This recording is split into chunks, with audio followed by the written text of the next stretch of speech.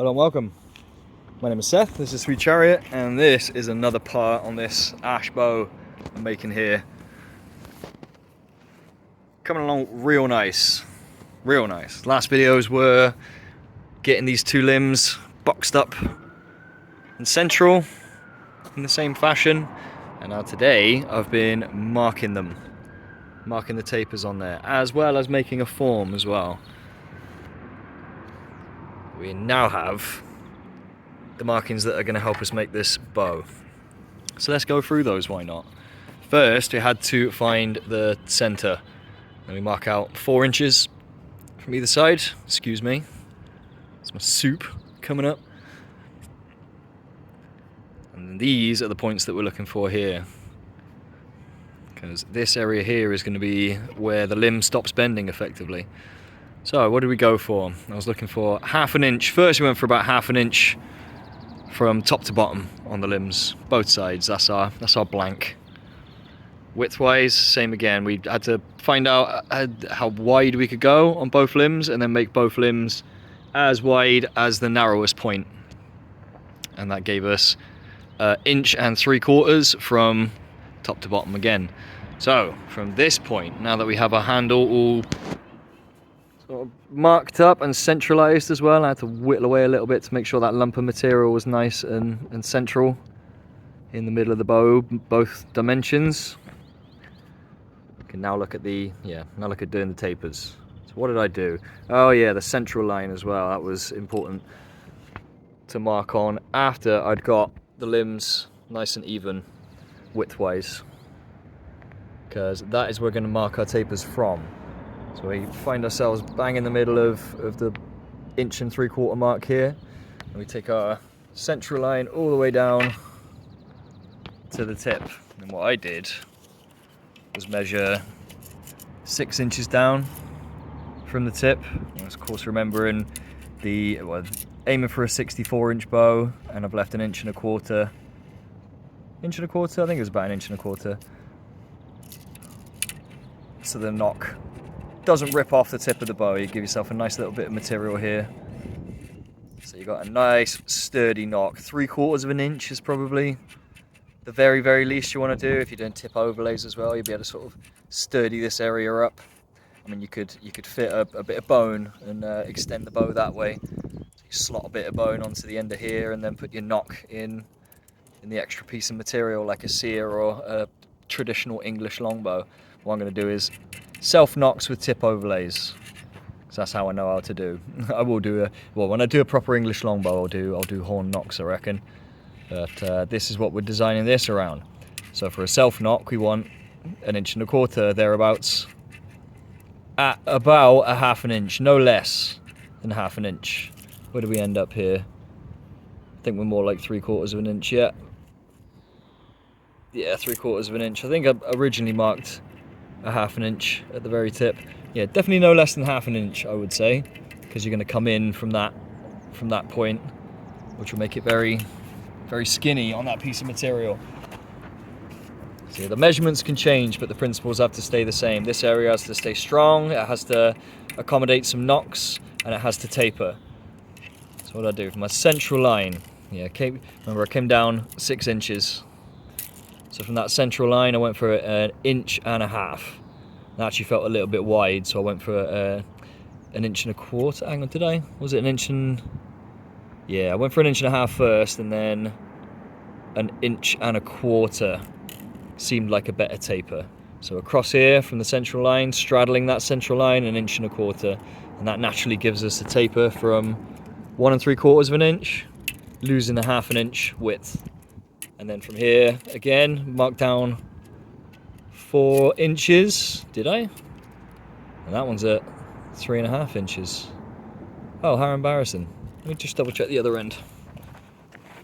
I have done that differently. Yeah, this end, this is why we measure twice, cut once, or measure more than that. Yeah, let's do this end instead. Yeah, it came down 4 inches. I'm gonna have to redo that end. Good thing I noticed. Yeah, it came down 4 inches and went to...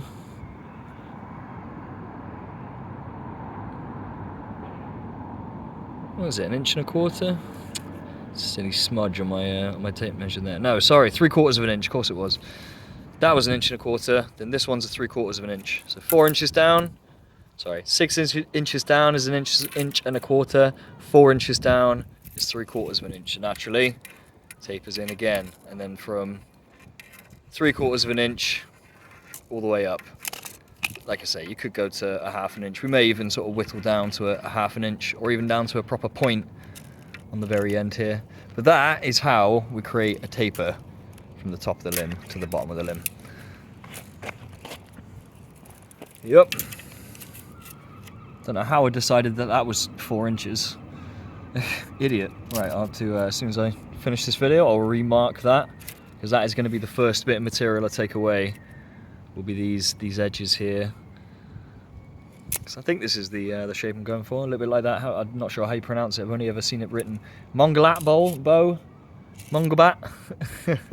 It's an ash flat bow with extremely long tips, probably longer than this. Long, skinny tips, and then it flares out quite dramatically. So it's a little bit like that. This one.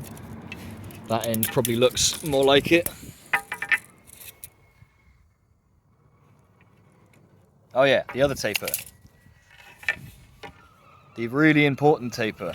The one that allows us to bend. So right, this gives us our point and our nocks and the width taper. And then this one gives us our bend taper. So of course we're going from a 1/2 inch here, and I mark that around from the back, which should be all nicely tidied up now. It's obviously you're gonna lose material if you're having to tidy this up anymore, which I probably will actually. There are some marks and nicks still. Or at least go through to the first growth ring, I reckon. And try and retain as much as that pith as possible. But yeah, we go from a 1/2 inch to a 1/4 inch here. I've only marked that roughly with my hand. Of course, we're going to do that. Well, you could do the first bit quite dramatically, do that with a power sander or cut it or something like that, but then naturally we're going to go to your sandpaper and card scraper and things and do that taper more gently with a tiller string on there, which is why we want to get that point done nice and quick and get those knocks. They might not be the final knocks that go on there. You may end up doing them deeper. I may end up doing them deeper, sorry. Yeah, as soon as we get this skinny down, we then have the option to get the string on there. Once we've got the string on there, be it tillering string, we can start making it bend, which is the next area of material that we need to remove. Yeah, it's looking real nice. What is the issue with this one? Yeah, this limb is nice and flat. This one's got a lovely bit of reflex in there already, but it also has a bit of propeller twist as well, which has made things a little bit tricky with marking the central lines. So as soon as I've removed a decent amount of material, done the initial taper here, and then skinnied it down just a little bit on the depth there, then I will look to get rid of that propeller twist. Yeah, might do that first to make sure that tillering sort of happens as it should, and then maybe that's the I think I'm going to do a bulk of the getting it shallow, then I'll reset the twist on this, and then I'll do the recurve on each end to make sure that they're the same. So get rid of the twist first and then recurve them down the line once things are tillered a little bit better. Reflex them. I'm not sure this is going to be a recurve bow. I think it's going to be a deflex reflex bow, which is why I was making a form today. I'll show you that now. This is the sort of thing that you can use to get rid of your propeller twist as you give it reflex in the tips, shaping the limb. Yeah, this one I designed around the U-bow that I made in the other series, because though I said it was finished, I feel we can get more out of it. But I was only going to do that if I could use the proper form to do it. It was this area mostly, if you can imagine the bow.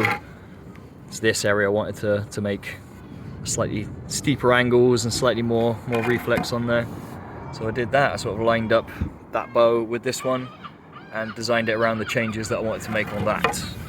Because there are similar lengths, that one will also fit on here down the line once I've done some tillering on it and see what it does, see how it performs. Yeah, I've not worked on ash before, don't know if I've mentioned that. Yeah, this is one of the forms that I'm going to make. I'm definitely going to make more. Try a recurve one, though this one,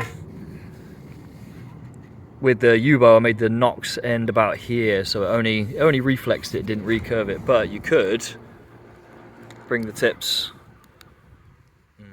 trick it to vice it actually, to clamp it. Might have to add another piece of wood so that the clamp could act on the tip, but yeah, you could use this to recurve. I think making a different one, a different form would be a good shout for that. Yeah, you can make infinite shapes, I guess. These have got to be quite precious to bow makers, I imagine. They make the exact shape of the bows they've made. So you could copy a bow. Yeah, I'll make a bunch more and see what they do. Because this is proper equipment. So you don't need it. You don't need all this stuff. Tillering trees and forms and things. You can use all manner of techniques to make a bow. I guess that is good to keep in mind. But if you're trying to make specific changes and also not destroy your wood, and also not waste your time from using silly tools that cause problems, I think this was a good shout. Alright, lovely stuff. I'm going to do some sanding on this bow, and I'll see you lot in the next one. Thanks again.